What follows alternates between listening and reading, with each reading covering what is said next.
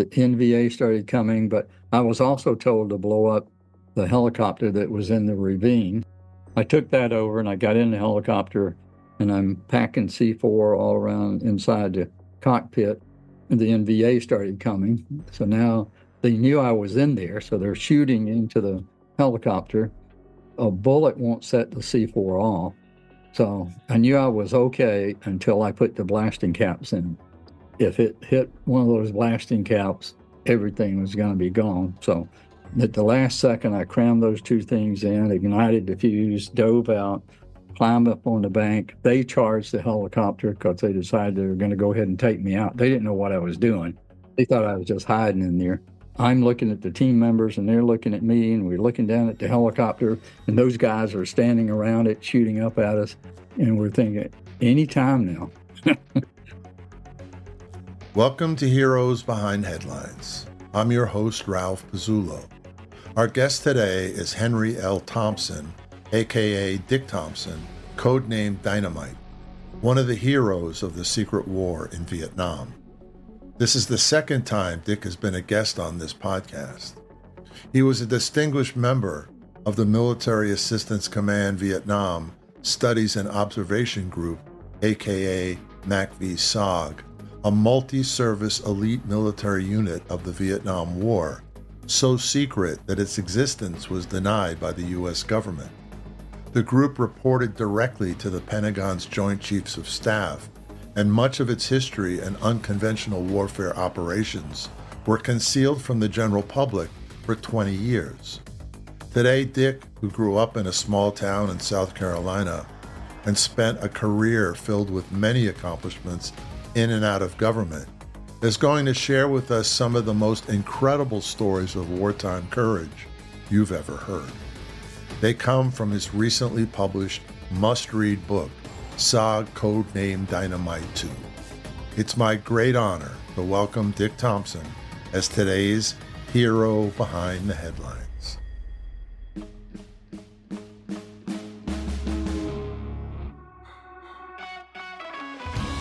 Heroes Behind Headlines with Ralph Pizzullo.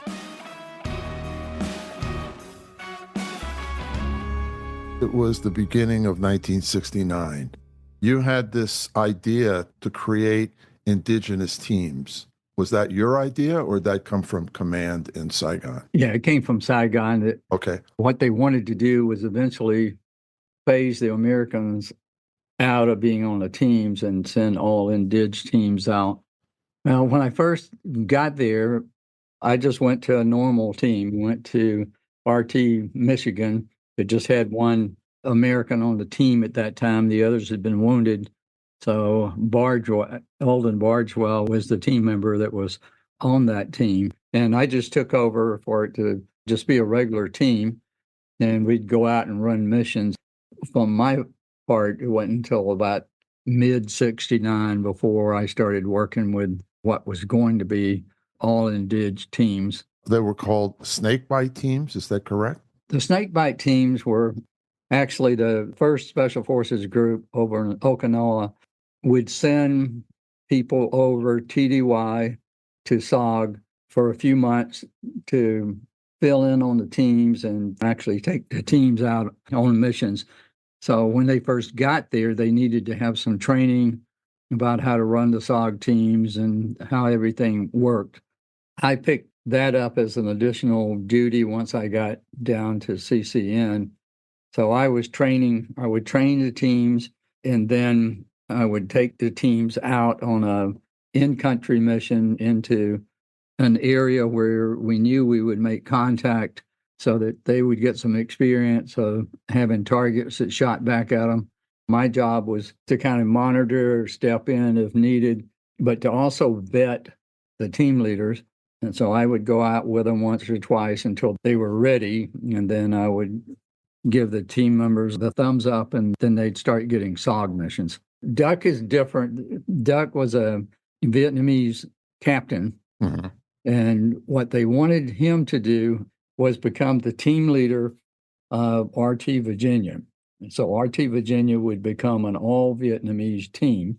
And they wanted me to do that same kind of process like I did with the snakebite teams with RT Virginia. So I would go through some training with them, and then we would go out, and Duck would be kind of the acting 1-0, and I would be the advisor that would be with him to watch him, and if he got in trouble, to help out. And that would be an in-country Vietnam mission. Mm-hmm. And once I gave him the thumbs up that he could lead the team, then they would start giving Virginia the SOG missions to go on. We were getting ready to go out, and Hot Target came up, and they didn't have another team available. So they said, we're actually going to send you on it's going to really be a SOG mission. We're going to throw Duck in the deep end of the pool right off the bat. Yeah. So go with him and make sure he does okay. But then during the mission, when we were in some pretty heavy contact, he got hit in the thigh, and the bullet actually hit the femur, broke it. Wow. That ended his SOG career. We got him out.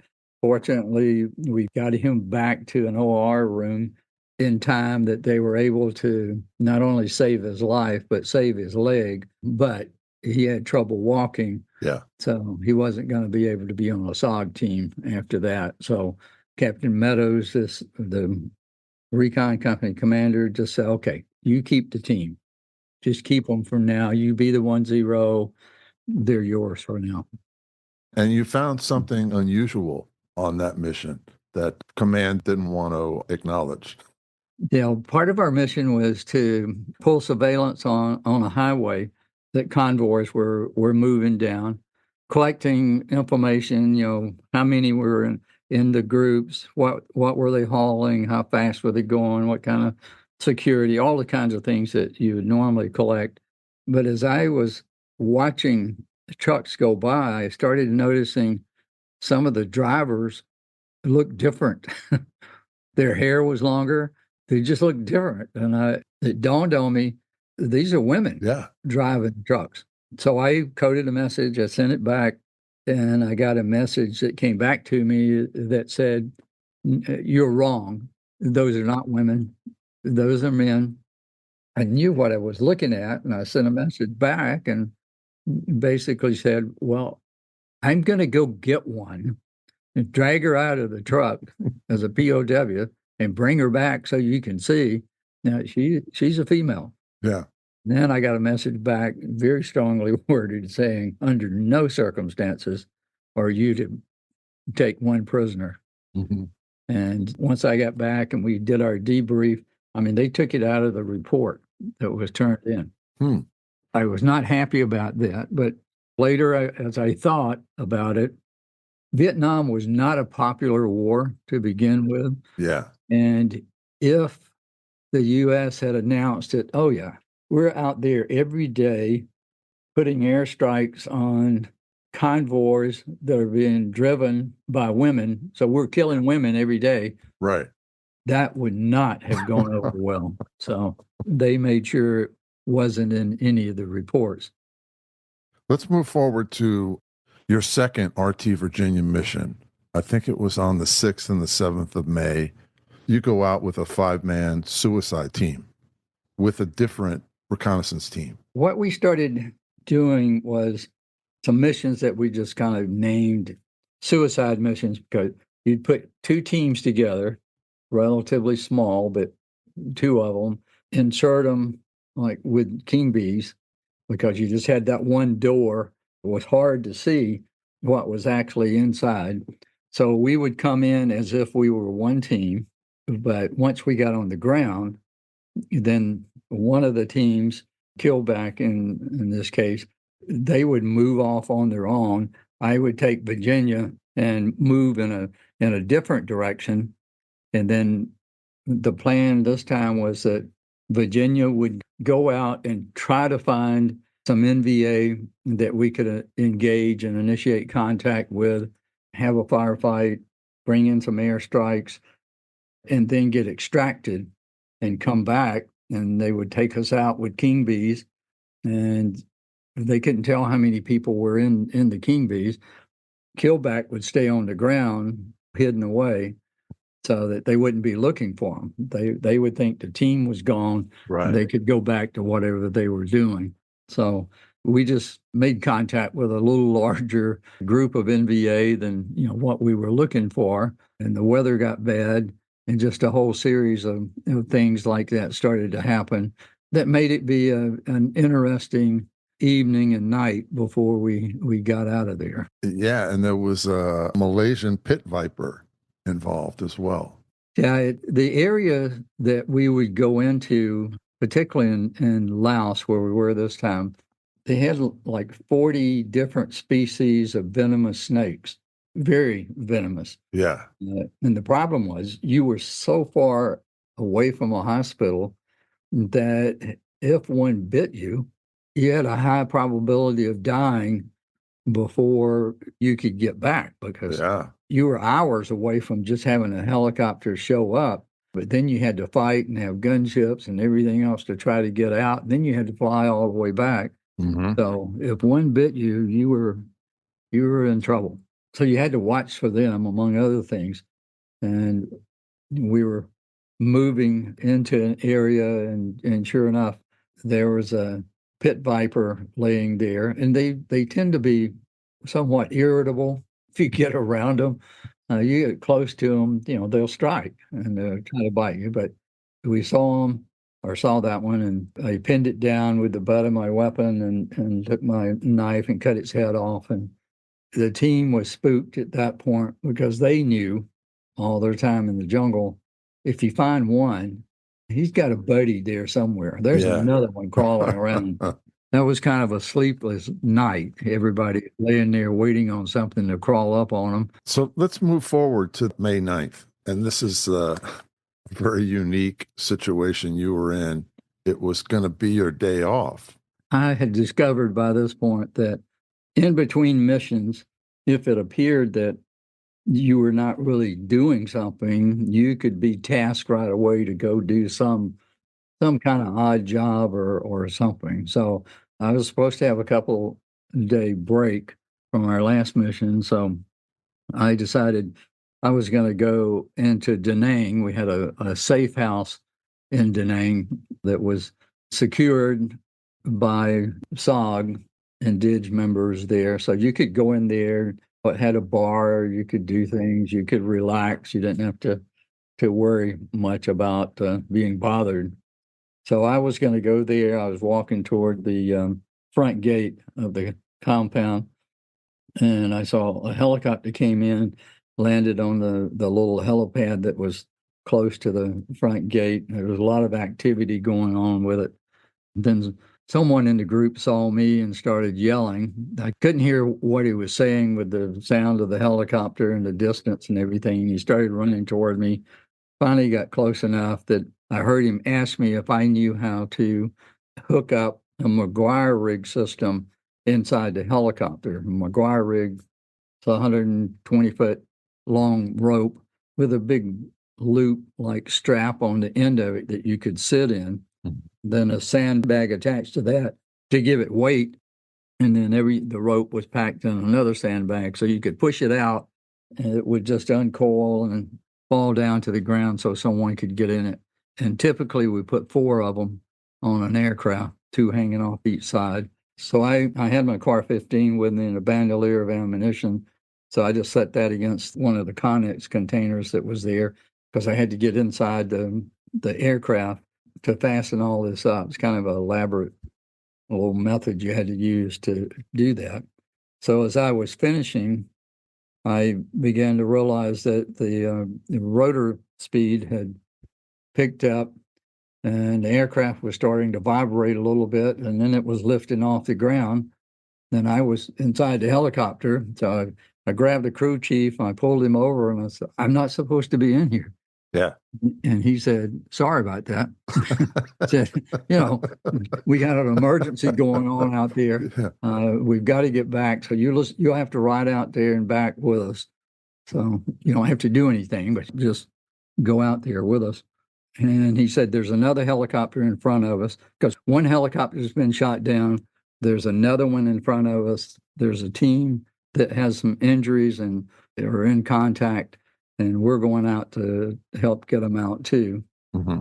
As I was sitting there, my mind is just kind of spinning around with different thoughts, and all of a sudden I get caught in this loop of the aircraft in front of us is shot down. So it goes down, we get there. Now there's 2 aircraft that's been shot down, and I'm going to have to take one of the McGuire rigs and throw it out of the helicopter and try to go down to the ground to see if I can do something. And I pulled the crew chief over and I said, let me tell you, this just keeps playing over and over in my mind. And so I told him about that little scenario, and he said, you're crazy. Don't worry about it. It was 5 or 10 minutes later, he pulled me back over and he said, it's happening. I said, what? He said, the aircraft in front of us just went down. Yeah. So exactly what you said, that's happening right now. Said, yeah. Okay. You're in Laos at this point? No, we're close, but we're actually still on this side of the border. Mm-hmm. So we see the smoke coming up out of the canopy from where the first one went down and exploded and burned. The second one, there's a hole there. It's still relatively intact, but it's kind of nose down in a ravine, but fuel spilling out and the crew's still trapped inside. Oh, boy. So, and they're in the VA coming up. So I told the crew chief to tell the pilot, circle back over close to the hole and I'll throw out a McGuire rig and go down the rope. He didn't like that, but he did it. He moved over. I pitched out the McGuire rig. It went into the canopy just a little ways. The crew chief had a M16, so he let me borrow his M16, and he had a little bandolier of 4 or 5 magazines. So threw that over my shoulder, and I thought, even though it was a brand new nylon rope, I could probably squeeze it tight enough, no gloves or anything. If I wrapped my feet around it and squeezed it really tight, I could slow myself down enough so that it wouldn't burn my hands, because nylon will just cook you if you run your hand across it. Yeah. But it was the only way to get down there, and it needed to be done right then. And these rigs were for pulling people out, not going down. Right. The NVA were on the ground. They were shooting up at the helicopter. Mm-hmm. But I figured, I'm not going to be out there long going down the rope. Yeah. So I'll be all right. Once I stepped off the skid, I realized I really couldn't squeeze the rope that tight. It was just too slick. Started sliding through my hands, and my speed started to increase. And after about 20 feet, that white nylon rope just turned red because it had burned all the skin off the inside of my palms, my fingers, my thumbs, and Oh my it was God. bleeding. And that's got to be painful. Very painful and getting worse as I went down. Yeah. When I got to the McGuire rig, it was down on the end of it. I was able to stop there because that was big enough. I could grab onto it for a second. But by then, because we'd been taking fire, the helicopter had moved some and raised up. So now I'm about 20 feet above the canopy, and the canopy is 150 feet high. I said, well, my only option now is to drop into the canopy, because if he flies off with me hanging on here, I'm going to fall off somewhere and be dead for sure. So I'm going to drop into the canopy. I'll try to grab something as I go through. That didn't work well either. I was going kind of fast as I went into it and just bouncing off limbs and things. Finally, after about 100 feet of going through the canopy, I hit a big limb and just kind of folded around it, knocked the breath out of me. Once I could breathe again, then I was able to climb down the tree and going down to the ground. So I made it down there okay. You're one person. Yeah. Nobody else on the helicopter. No, just me. Just you. Just me. So I'm down there by myself, and I start to move out toward where, the helicopter had crashed. It still had the people in it, and heard a twig break. And I looked, there were 2 NVA standing there looking at me with their AKs. So we looked at each other for a fraction of a second, and I decided to take them out. So I took the 2 of them out and moved on toward the helicopter. When I got close to it, somebody started shooting at me. And I thought, well, that's not That's not a AK-47. That's not a CAR-15. Sounds like a pistol. And then I realized I must be close to that helicopter, and the pilot, because the pilots carried 38 caliber pistols, and they're shooting at me. So I'm yelling, "Hey, I'm the good guy. Right, I'm here to Stop help you shooting." guys. Yeah. The guy that was shooting at me didn't, but he had a revolver, and I'm counting rounds. So when he emptied it, I rushed him and got out where he could see me, and I said, "I'm a good guy." Right. I said, I'm here to get you out. Yeah. And he said, where are your men? Where are the rest of your men? And I said, it's just me. And I probably looked a lot worse than he did because I'm covered with blood. Blood is dripping off my elbows. It's all over me. My face is beat up from going through the tree limbs. And he said, but you got to have somebody with you. I said, it's just me. Just do what I tell you. I will get you out of here. Right. I'll get you out of the aircraft. I'll get you to a safe location. And then I've got to go find the other people that are out here too. So I moved them into some rocks, told them to stay there. And then I moved down to close to where the other helicopter was, and I could hear some talking. I could hear an American talking. At first, I thought he might have been captured by the NBA, but then I realized the way he was talking, it wasn't like a captured person. He was upset. Yeah. And when I got up close, I recognized one of the Americans that was with that team. And I yelled at him and told him I was coming in, not to shoot, held my gun up in the air and all that stuff. When I got in there, the guy that was doing all the talking was the Air Force Lieutenant Colonel. Still don't know what he was doing out there. He was flying what appeared to be a King Bee with a Vietnamese Lieutenant Colonel. Americans never flew King Bees, right? No, they didn't fly them. Well, the Air Force actually had some H-34s. It looks just like the regular King Bee. Then they flew some missions, but this guy was out there in a King Bee with Vietnamese. So never got to the bottom of that. But anyway, he and I had a discussion about, we were on the ground and I was the senior ground commander. I was a lieutenant and he was a lieutenant colonel. I said, you're not in the air now. Up there, you're the boss. Down here, I'm the boss. You got to do what I say. And he's ranting and raving, not going to do that. And a couple of the indige turned their weapons toward him. And I said, you need to see what's going on here. They are about to kill you and put your body where it'll never be found. Yeah. But you need to nod your head and say you're going to go along with whatever I'm saying. So anyway, eventually resolved that. I went down to the other crash site. There had been 2 survivors, and they were trying to get extracted on a jungle penetrator, and got about 100 feet in the air. The penetrator's like a big grappling hook. It hung on a big tree limb, and the helicopter that's lifting them up started taking hits, lost power. It started to go forward. As it went forward, the cable snapped off the penetrator, and they fell about 100 feet, landed on a big rock. So it killed both of them, and it just launched the other aircraft through the canopy. It's like it was shot out with a slingshot or something. That was the crew that I had gotten out and moved. And that's what brought down that helicopter. Yeah, that and it took hits. Yeah. The NV had been shooting it. So anyway, some time went on.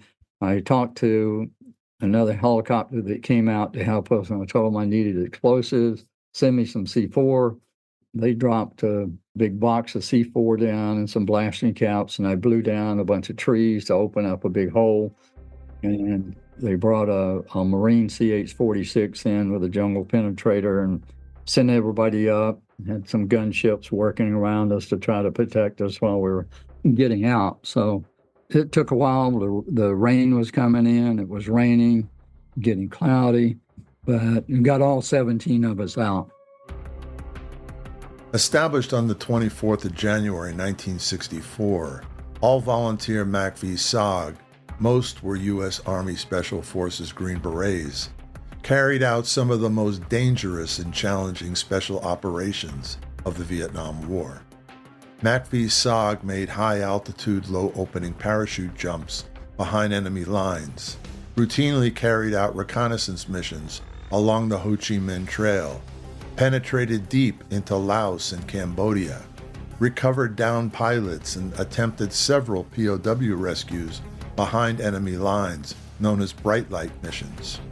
Ranging deep into the enemy's rear, MACV-SOG teams executed an intensified program of harassment, diversion, political pressure, capture of prisoners, physical destruction, acquisition of intelligence, generation of propaganda, which forced Hanoi to divert 40,000 troops, about 4 divisions, to rear security missions along the Ho Chi Minh Trail.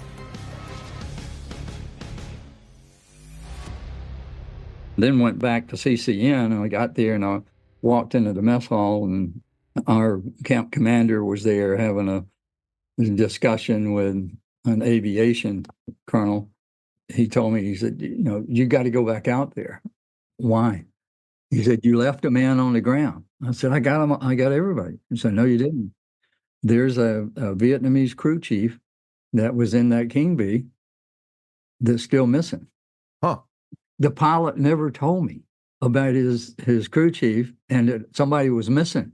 This is the lieutenant colonel. He never said anything. He never said he had a missing crew member. So they said, you have to go back out, at first light tomorrow morning.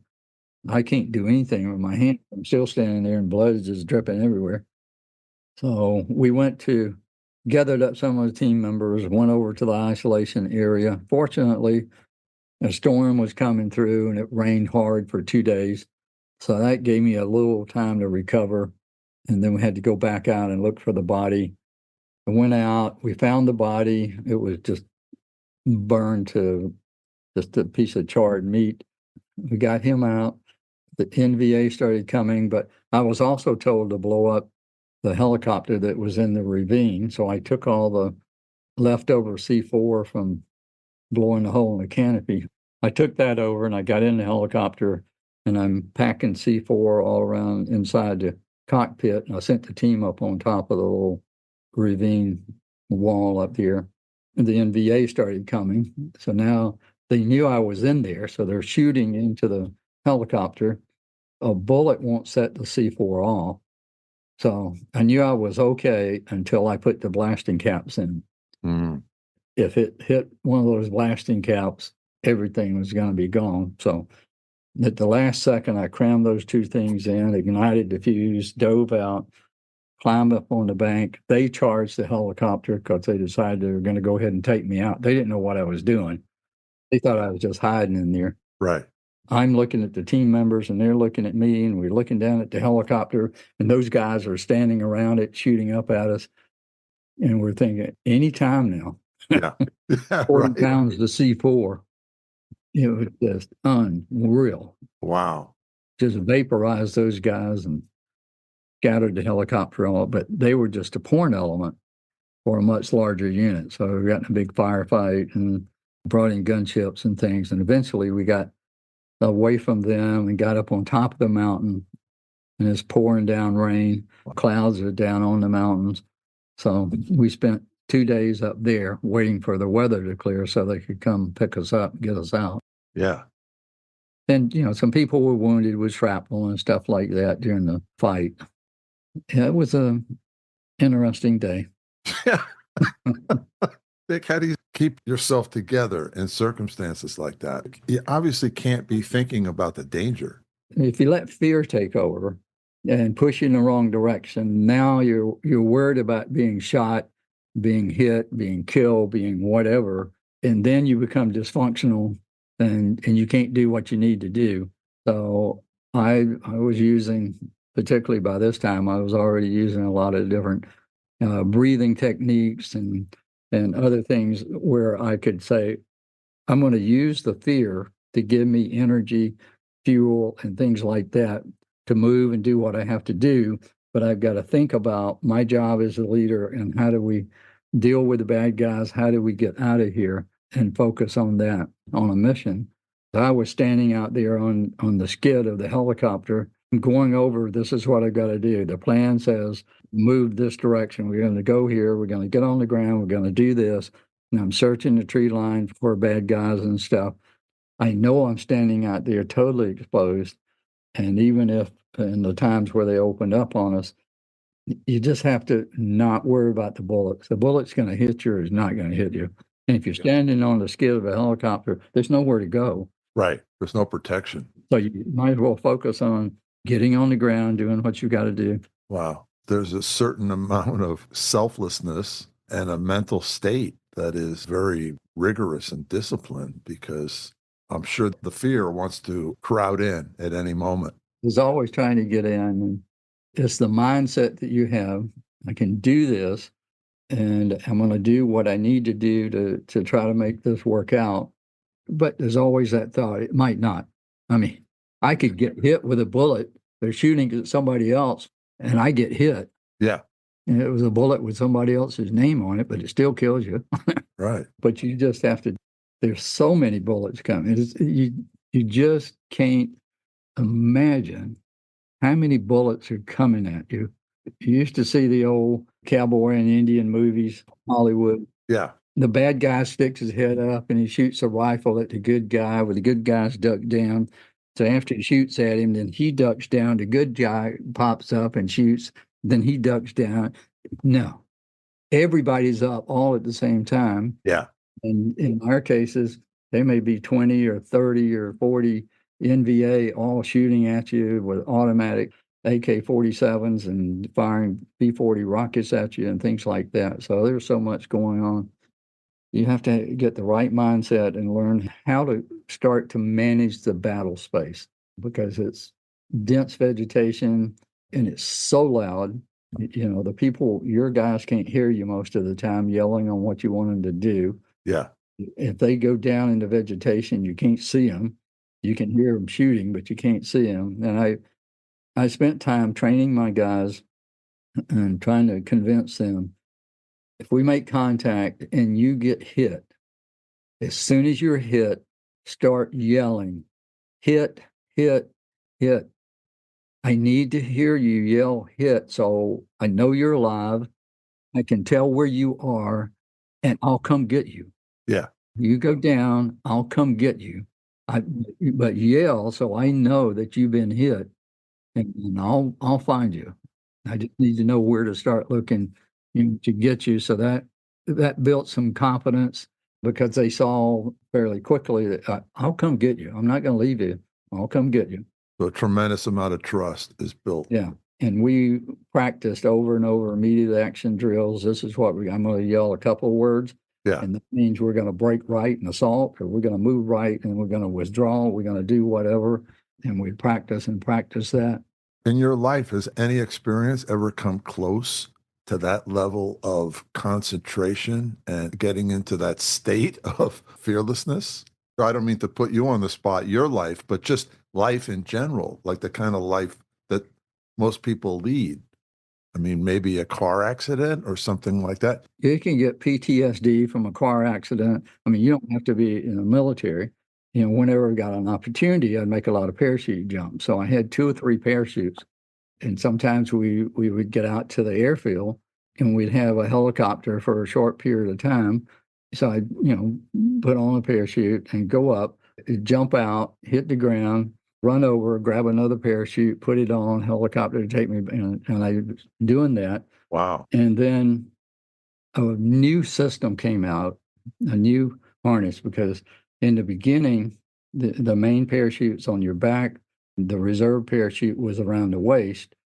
But if you have to use the reserve parachute, when you pull the ripcord on that, it just came out and open. I mean, in half a second, you stopped.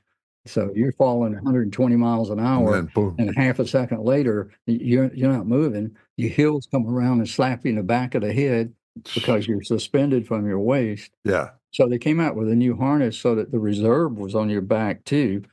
So when it came out, it jerked you, vertically. Oh, that was so much better. So I bought one of those. I was doing the helicopter thing up and down, and I went out, pulled the ripcord, and I looked up, and my main parachute was just in a big wad and wouldn't open. And my thought was, yes, I get to try my new harness out now. This is going to be so cool, because what I've got to do is turn that parachute loose.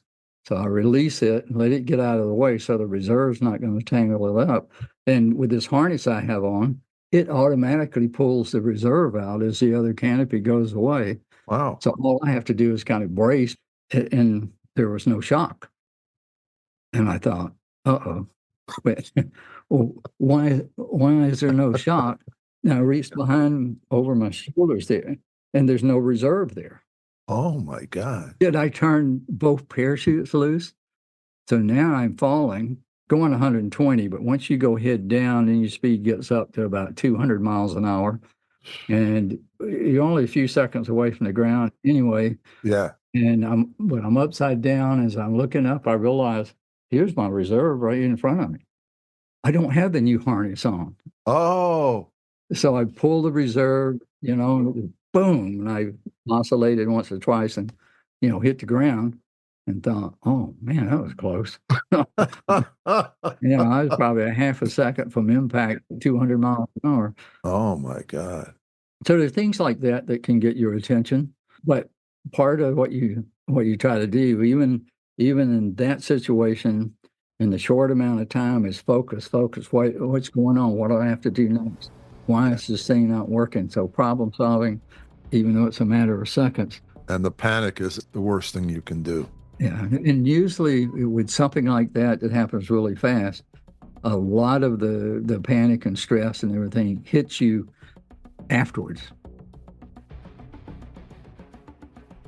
Since SOG was so secret that the U.S. government denied its existence, SOG operators like Dick were not allowed to carry anything that could identify them when they deployed on missions. That meant no dog tags, no photos, no personal items, nothing. Instead of names used to identify themselves in case they were deployed in Laos or Cambodia and were wounded and needed to be rescued, they used code names.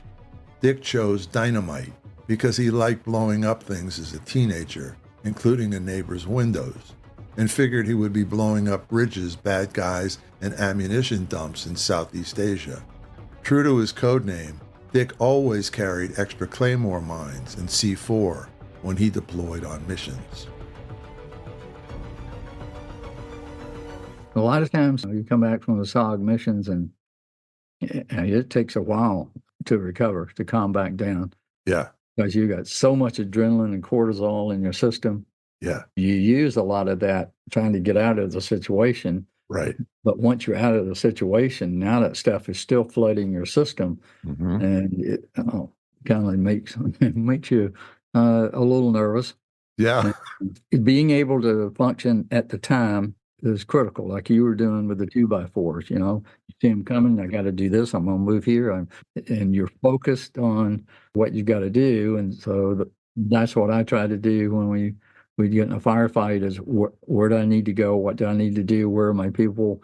And trying to take care of them. And then as I learn more and more about the NVA, and particularly after I had that blinding flash of the obvious that the NVA are people too. Yeah. Not animals, they're people. And because they're people, they're humans, and they don't want to die. Right. And they have the same instincts that all humans have, is to try to survive. And they'll do things a certain way because that's what humans do from a survival point. This is simple, but I started telling my guys, this is what they will do. Watch. Every time we make contact, if an NVA goes behind a tree, goes behind a rock, every time, almost without exception, he will shoot around the right side of the tree or the rock. From our perspective, he's shooting around the left. Yeah. But you'll see the muzzle of that AK-47 come around the tree on that side, and his head will be right behind it. So just get ready to rip off a 3 or 4 round burst right beside that tree, and you'll take him out. And that's what humans do. And part of that is because 90+% of humans are right-handed. Yeah. And it's much easier to shoot right-handed, so you'll go to the right side of the tree. So once we begin to learn what they do, how they react, we become more lethal. Yeah. when they go down to the ground, they tend to hit the ground and shoot from there. So if you know they drop down into vegetation at that certain spot, shoot into that spot. Put 3 or 4 rounds in there. You'll get him because he's still laying there. Right. Now, we have to know not to do that. Yeah. When we go down, we have to roll right or left because they're going to shoot where we went down. We need to be away from there. We need to not always shoot around the right side of the tree. So there are things that we can learn about the enemy and how to maneuver them because they try to maneuver us all the time. They try to push us in a direction they want us to go so they can ambush us or whatever. If they can do that to us, my thoughts were, we can do that to them. Yeah. We can start to push them up. I'm going to memorize the terrain before we go out there. We've been practicing on a sandbox with a terrain model in there. I know the little fingers, the ridges, the streams. I know where everything is. I've got a mental picture of it. Mm-hmm. So I'm going to try to maneuver them into a position that makes it easier for the gunships to get them when they come in to support us. So just a lot of things like that. And in napalm, once I discovered napalm, wow. Napalm is terrifying. I'm sure. I mean, it's unbelievable. Just in a movie, it looks terrifying. I discovered if I could get napalm there fast enough that there was still enough distance for me to put it on the NVA. Yeah. The ones that didn't get hit with it, that saw their buddies get hit with it, Run the other way. Yeah. I am not, this guy's a nut. I'm not going down there with him. Right. So, Dick, the whole SOG tactic of inserting these small teams, protecting them with air power and using them to either do reconnaissance or engage the enemy, that was something that was kind of invented in Vietnam. Is that correct? Or was that a tactic that had been used before? Some of it in World War II and Korea had been used to some degree, but Vietnam really highlighted that, particularly with the SOG teams, because we were going out there so far where convoys were just driving around. Yeah.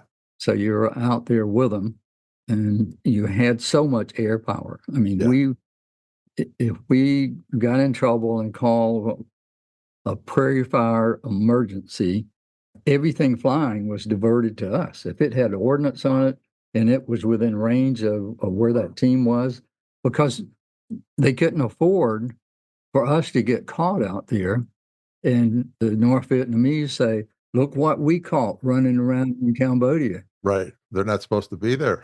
You're breaking all the rules and all this stuff. They're not supposed to be there. Your president goes on TV and lies every week about there's nobody over there.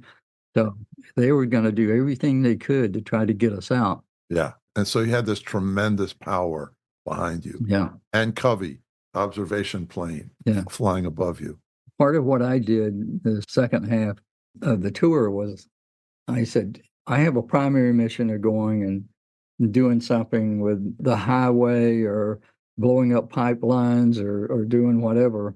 But once my mission is compromised or the mission is over, and now the NVA are trying to come get me, I'm putting my own second mission in, and that is I'm going to take out as many of those suckers as I can. Yeah. I'm not just trying to get away. I'm also trying to take them out. So I'm going to bring in all the air power I can get. I'm going to position them in areas where they don't have as much cover. I'm going to do whatever to try to take them out as I'm leaving. Yeah. I kind of put that second part of the mission on there. You could leave a lot of bodies stacked up behind you. So you were not only leading a mission, you were also sort of a ground air traffic controller at the same time. Mm-hmm. Yeah. They have that position now in the military, but you were doing both. Yeah, I had to do both. So that was one reason I carried my own radio. Yeah. Because I had it with me all the time. And I was the one talking to Covey, talking to the aircraft coming in, making the runs and things like that. So I could control things. I was still shooting, but I could shoot one-handed with that Car 15, the way I had the rig set up. But then, I used to tell people my information control center was my my left hand and my right thigh because I was constantly writing call signs and stuff on my hand so I could remember who's who I'm talking to, or writing it in my pants. So, I could remember the gunships versus the A1s coming in, In the middle of combat. Yeah. You're trying to remember so many things. You just, Oh my God. just writing it down. Were these skills that were taught to you, or this is just something that you... It was just something that I had to find a way to manage all that information and manage the battle space, because in addition to talking to the aircraft and stuff, I'm trying to listen to the sounds of the weapons firing at us. So how many AK-47s do I hear? Because it has a very distinctive sound. So what is it? How many are firing at us? And then really important was, is there an RPD, a light machine gun, with them? Mhm. Well, if there's a light machine gun out there, there's at least a platoon that you're engaged with. Oh, I hear another one over on this side. There's another platoon. Now you got a company of NVA coming at you. Yeah. This RPD's gone silent. Why?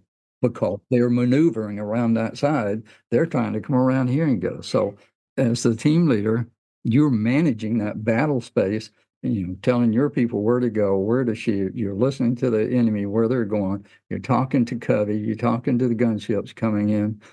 I think there were a couple of times a Spider asked me something, about the second or third time, and I said, sure, Spider. I don't have anything else to do down here right now. Yeah, I'll get back to you on that one. I'm a little busy right now. Yeah, a little bit. Oh, man. And you're going in with 5 or 6 man teams. Yeah, I didn't go more than 7 unless it was something that was really going to require a lot more firepower. Because if I stayed around 6, in most cases, I could put us all on one helicopter. We could get in and out quickly. Right. We were harder to find, because we didn't make as much noise. Yeah. When we would go into our remain overnight position, we took up a tiny little footprint there in the jungle. They had to step on us to find us at night. I had my teams carry more ammunition than the normal SOG team. I mean, they kind of freaked out when I would first take over a team, and I would say, I know we normally carry 5 fragmentation grenades, but we're going to start carrying 10 apiece. Mm-hmm. What? 10? That's so heavy. I said, well, yeah, but think about it. If there are 7 of us, we have 70 fragmentation grenades. Yeah. 70. Yeah.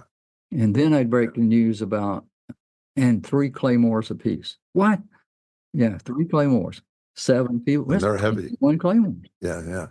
Then, I started daisy chaining claymores. So at night when we'd set up, I'd put 7 claymores together, covering the primary avenue of approach they would use to come in. Mm-hmm. And you hit that clacker one time, all 7 of them go off. So that's 10.5 pounds of C4, 4,900 steel balls traveling 4,000 feet a second coming at you.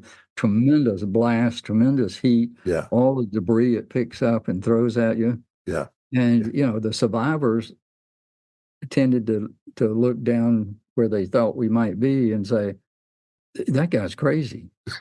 Nobody put 7 claymores out there at one time. Well, it would certainly give you some time to get out of there. And that would be the other thing. Well, but he used them all at one time. Yeah. So let's go get them. Right. I had another 3 daisy chain after that. So all of a sudden, 3 more go off simultaneously. And then we've got more that we're putting out as individuals that's randomly going off because we're putting different lengths of time fuse on it. And you've got all of those frag grenades that you can throw. They don't know where they're coming from. What's remarkable about your book, and we'll get back into some of the stories, is that after these missions, when you're trying to come down from the adrenaline and everything else, you would do an after action report, very thorough, of lessons. What can we do better next time? And then you take your team out a day or 2 later or the next day and rehearse those things. Mm-hmm.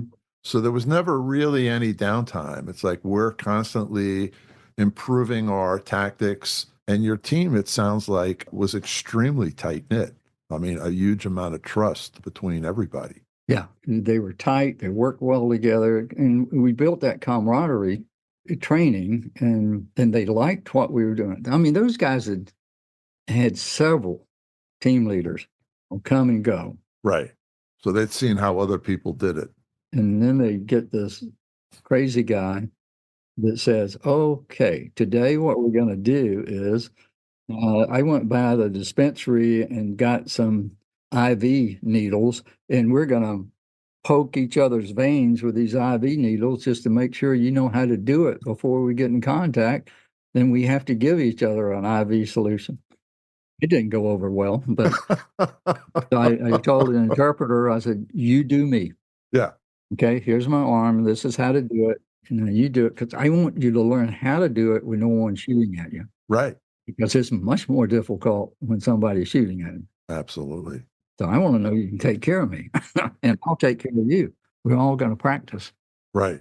When you come back the second time, your team leader is still upset about something else this time. Yeah, the aviation guy was upset that I blew up the helicopter. And But those were your instructions, right? I said, you told me to. Yeah. Before I went out, that was the Right. mission you gave. He said, I just wanted you to start a radio, and I didn't want you to blow the whole helicopter up. And I said, you said destroy the helicopter. Yeah. I assure you, 40 pounds of C4, there's nothing but little pieces of it all over the jungle. Right. They'll never put it back together. Yeah, they cannot put that thing back together. It's like Humpty Dumpty now. You just can't do it. Yeah. So he was not happy. The whole thing was strange. I mean, where did this lieutenant colonel come from? The Air Force guy? What was happening with those aircraft? And they said initially they lost power and went down.